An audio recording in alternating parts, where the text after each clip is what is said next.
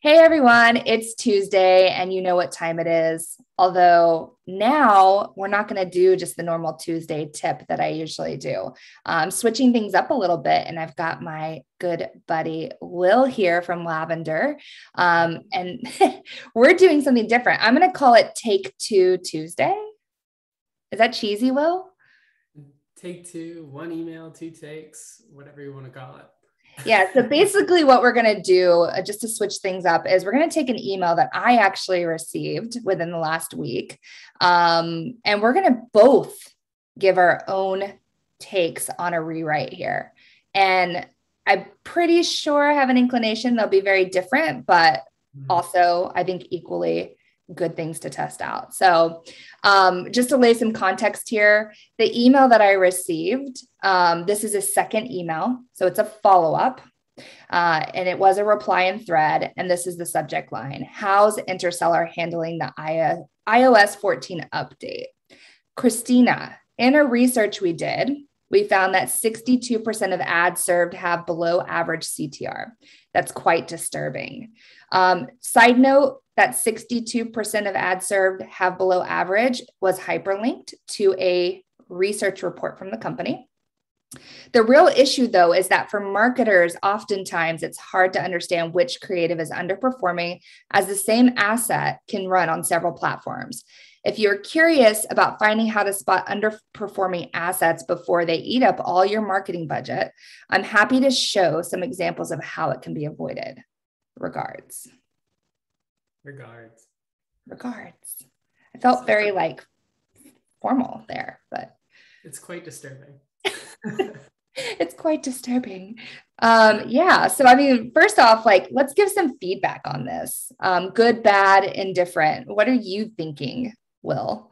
So it's interesting. When I originally read through the email, I didn't realize that it was the second email in a cadence. And I'm usually one to promote the notion of threading, keeping the conversation going so that they have context that you've reached out before. But in this case, it comes across as kind of jarring because I see the subject line and then the body copy is entirely separate of the original conversation. And so, in my mind, this deserves its own thread because it's its own conversation about the performance of ad copy as opposed to the handling of an iOS 14 update. So that's a place where I'm like, okay, this might make sense to change up the subject line, do something different, put it in a new thread. Maybe something that is going to pull the reader in. I actually went and looked up ad performance iOS 14 update after reading this because I was like, how do these two things tie together? Turns out it's actually iOS 14 update is pretty disastrous for folks' ad performance. But it has nothing to do with ad creative. It has to do with third-party data. So the two things don't necessarily collide. So that was one piece, the subject line. And so if I was going to rewrite the subject line, I would certainly make it shorter and I would make it have to do with the content of the email. Did you have any thoughts on the subject line? Yeah, I mean, so I did the same thing as you. So I guess we're kind of putting ourselves in our prospect shoes at this point too, as well as the recipient shoes. And I was like, wait, I'm a marketer. I should maybe know about what this means. And so I went and looked up iOS 14 update too, and ad creative, and found that there is something SKAN, that apparently is impacting being able to have visibility into things on the creative space. So I did, knowing that context, I came up with a couple of different variations, iOS 14 update or iOS 14 ad impact. So kind of tying the two together, which I think would at least somewhat correlate with, what they're saying in this follow-up, or iOS 14 in the blind spot, or overcoming SKAN. There was a few different things that kind of came to my brain to not only shorten it, but try to tie it to ad and the ad space. Nice. Okay, cool.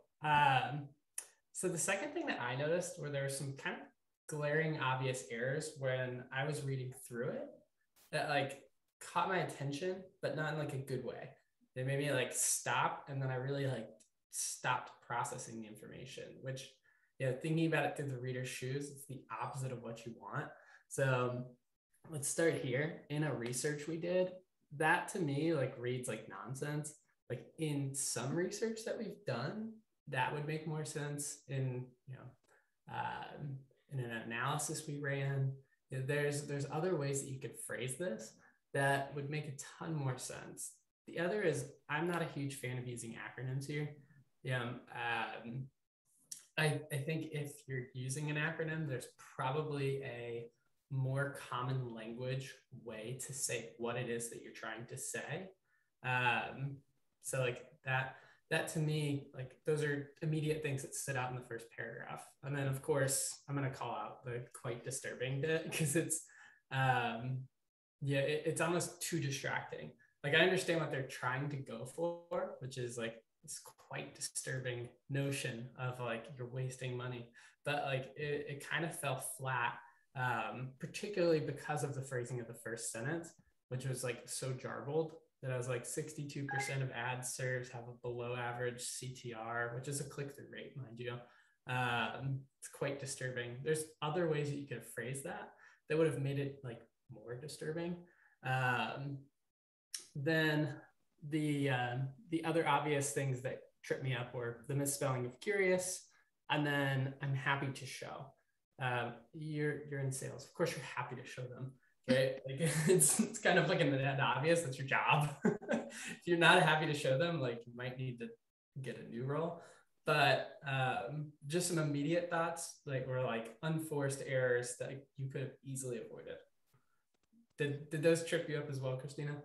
Yeah, I think for me, I'm right along with you. A couple things I will say that are positive here. One is it doesn't feel like a super harsh sell. So I do like the fact that I think what they're trying to do here intentionally is try to get the conversation going. I'd love to show you some examples, et cetera. So I think there's some good elements here if we cleaned it up. I also like the fact that it wasn't just a thoughts follow up, right? So like kudos on that they came up with something else to follow up with that was trying to be different than like just following up. Like, did you get my last email? One thing that I don't like, and it was something I noticed right away. And when I did read this up top, when we first started this as the example, I mentioned this. They had hyperlinked to that research that they did. And for me, like, I don't know this person. I don't know their company's reputation. And so using their own marketing assets, which I know, I'm in marketing, I know we tend to write these kinds of reports in a way that sheds light on how our solution is probably going to be a good solve for it. Or there's just like, it's hard for me to trust it is what I'm trying to say. And so I think they would fare better by backing up their statements or kind of their value prop with third party, like reputable, like meet me on common ground. Like who do I already trust that you could pull in here to try to make the same point? I also... Kudos to you for clicking through, because I wouldn't have even clicked. Well, I did only because we were doing this rewrite.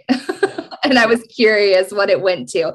If it would have gone to like, let's just say that they had this research done by a third-party research analyst firm, I probably would have trusted that a little bit more, because they usually do try to take an objective stance there. That person who's never going to click through. And even if I'm thinking about it, what I'll do is I'll like right click on the hyperlink, copy the URL, put it in my browser bar, and then I'll clean up the link before I click through. I do the same thing so that they don't get the link tracking. I know it's so mean. But yeah, I do that too. Or I'll go into incognito or, something tricky, but yeah. And then I'm with you, Will, the quite disturbing. I was like, are you trying to scare me? Like, I think that language could go well if it was like closer to Halloween, like maybe put a ghost emoji next to it or something like, ooh, spooky. It's disturbing. Yeah. Human element. We're getting closer to Halloween. But then I'm with you on the curious. Like normally for me, it's like, okay, this person's human, right? Like, okay, we've all made mistakes. We've all spelled things wrong. But then at the same time, I'm like, I don't think this is a personalized email to me. this reads as something that's probably the standard follow-up in the cadence to everyone. And so then I'm like, really, man, you didn't just like make sure that your template is corrected in mass. So that was kind of a thought I had too. Yeah. I'll leave it at that though. And then I think the CTA or the call to action at the bottom could be a little stronger, right? So I'll share some examples when we go to our rewrite. Well, yeah, especially if you're not going to use a question, like it should be a little bit more. It should have a little bit more like sort of looking for. Yeah, the notion of like using periods as your CTA, it should create this like vacuum, and like I never got that here. Yeah, there's so my other bits of feedback. Well, I was going to ask you, Will, I'm sorry to interrupt you and for everyone to hear it, but I was going to ask you, because I'm curious, how did Lavender score this? Yeah, so that's actually how the rest of my feedback was sort of crafted. Was I took the email, I put it into Lavender, and I ran a quick score on it. So, there's some obvious ones like subject line, the lack of a question, which like our data would tell you reduces the chance of getting a response. This formality notion. One of the big things here that stood out though is the IDE ratio. If you read through this person's not actually trying to have a conversation with you. They're just talking at you. And so like we registered the IDU ratio as like 3 I's to 2 U focus statements. And that honestly might even underserve how me focused like the language is, even though I'm like trying to be quote unquote add value, be helpful. It just doesn't come across. And so while the writing is too complex, it's basically one giant long sentence, which like when I was reading through it, I was like trying to figure out what this was even about. And the big reason it took me so long to figure out what it was about was because of these long sentences. It was like way too wordy. And instead of like, using our tool to jump through and like, here, just for example, literally, these are all the long sentences within this email. There's one sentence that is not a long email, or there's one sentence that's not a long sentence, and that's quite disturbing. So like, it doesn't necessarily do it any benefit. And so like, when I was trying to like grasp the information, as a reader, I'm only going to take about 11 seconds to read this email. Probably less just based on like the formatting and stuff. So like thinking through that, it's like, okay, how do I make it as easy for this person to digest that information as possible? And the answer is these like short, choppier sentences that reduce that complexity score. That's an 11th grade reading level. 70% of emails are written beyond a 10th grade reading level. And you're 30% more likely to get a response if you just reduce that down to a 5th grade reading level. So just some simple things that I saw. Curious what else stood out from you? Yeah, I mean, listen, I think I've pointed out most of what is glaring. I think we should give the people what they want, which is they want to see what the heck we would do different. All right. And so Will, I'm going to give you the ability to go first here and tell us a little bit about your rewrite. Maybe you can read it out and tell us. Yeah, so I'll read it out first. Christina, do you use the same creative across ad networks? Saves time, but have you tried merging the performance data from those networks? It's a nightmare, but it's the only way to know if you're wasting ad spend. We built a tool that makes it easy to pull that data together. And then I had 2 CTAs, one more of an interest-based CTA, and the other is more of a conversation starter. If I was, say, on a platform like LinkedIn sending this, I would definitely opt for the conversation starter, but in email, I'll A/B test it too. So the interest-based CTA is just a yes or no. Curious if you're wasting ad spend. And then the more conversation-focused CTA is binary. And so, thinking about the question, Christina, where do you want to eat? That's a much harder question to answer than do you want to go to Chick-fil-A or McDonald's? because I've just laid out the options for you, so you don't have to think as hard. So this sort of creates that requirement for someone to respond. But I'll break it down line by line. So like I started out with the fairly simple question. The idea was really to qualify them. So like if they're not using different ad networks, you're kind of giving them an easy reason to opt out. But if they are, it's a quick like mental check. Yes, I do. And then, there's the obvious reason of why you do this, right? Which is it's going to save you time. If you were trying to create different creative for every single ad platform, that'd be ridiculous, right? But there's still a challenge around this notion of saving time. So you're sort of like poking them back of like, well, you think you're saving time, but you have to go merge all the data across those networks, which like I've done, where you're going into Facebook and you're trying to pull the creative asset file, you're trying to pull the performance asset file, and then you got to merge the two. It's a nightmare. But so you bring that in and you're like, okay, there's a challenge to that, but I understand why you don't do that because it's a nightmare. And then, back to, you still need to do it though. It's the only way if you're wasting ad spend, sort of creating this like roller coaster effect of, I get it, still a challenge. I get it, still a challenge. And then here's the solution. We built a tool that makes it easy to pull that data together. Yeah, I'm not trying to say we've got some crazy analytics platform. We've got this, that, and the AI, whatever. It's just, we built a tool that makes it easy to pull that together. Just like, I've identified a problem. I've got a simple solution. And then curious to see if you're wasting ad spend is like a simple way of just like, inviting them into the conversation to see if there's something going on. I thought about using more like positive statement, like curious, want to run like an analytics report, something like that. But I thought the notion of like there's something missing would create a more strong draw for them to want to reply. Same with the other CTA.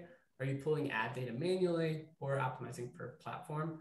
My thinking there was, let's get straight to the tasks at hand of like, hey, how are you doing the following task?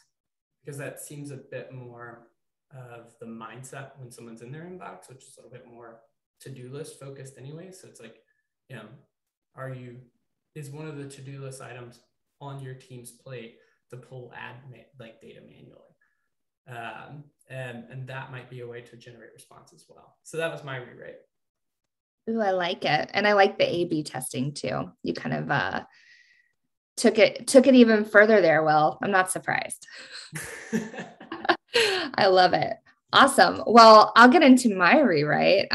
We kind of went over our subject line options here already. I kind of went over those just a little bit that I was spitballing earlier. But basically I took, let me read it to you and then I'll kind of do the same thing and give a line by line here. Christina, the iOS 14 update, namely Scan, is making it challenging for marketers to spot underperforming assets and dig into which assets are driving leads. We're helping marketing teams eliminate this massive creative blind spot, getting in the way of tracking asset performance. Open to me sending over a few examples of how you can do the same. Cheers. So just to kind of take you through this, the first line there and that first kind of section with the bullet points, I'm assuming for prospecting's sake that you have insight to their creative strategy at some sort of level. So for example, like you can look at ads publicly on Facebook and search for what kind of ads and creative are up there. Assuming you've been able to see where they're placing ads or you have some sort of insight there. That's why I took that way. But I'm a big fan of positioning yourself as like a subject matter expert. So pointing out what problems you're seeing in the market, it also just shows the recipient that you're already maybe having conversations with other marketers. And this is what you've kind of surfaced as a result of it. So it's kind of hitting on that problem first.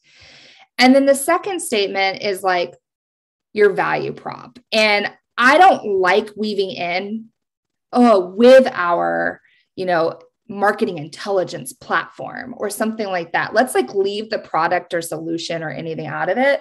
Let's just say what we're doing. We're helping marketing teams eliminate this creative blind spot, right?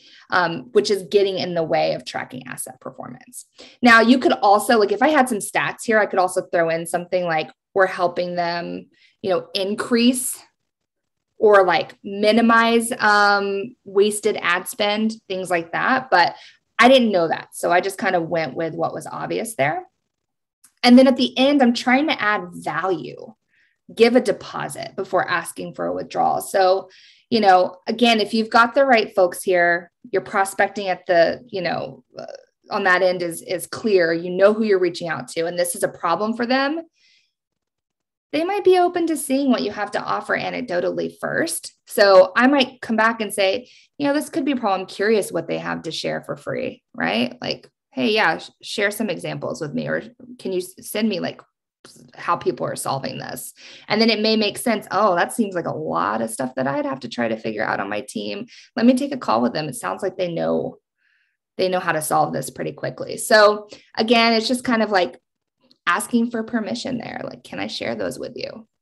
Look, what I love about that is you kind of open the door and a follow-up for you to send over those creative assets. So like you're sort of leading the witness into what the next email would be if they don't reply.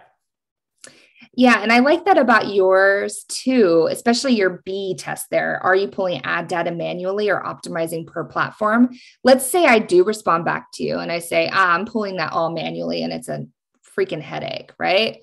Now, and you should already have kind of a sense of how you'd follow up in either use case there, but now, and that next follow-up to try to get me to have that conversation is going to be so much more pointed and targeted. So yeah. Two very different rewrites, Will. I know. It's cool. I loved yours. I thought it was, you kind of hit all the points of why I love it, but it's something that I would likely respond to, mostly from the fact of like, I would be challenged in the sense of like, scan. What's scan? Interesting. Tell me more. Yeah, exactly. And listen, I'm curious if you do get to this part of the video, which I'm sure most people will, because they want to see the rewrites. Let us know if you like this format. We'll do more of these. I'm totally down. This was fun. It was different. And don't we have like a big announcement coming up maybe like on Monday? It's happening on Monday. You'll find out live. Yeah. Find out live. There might be a teaser out today somewhere. Maybe I'll drop that in the comments. I think you should. I think I will. All right. Sweet.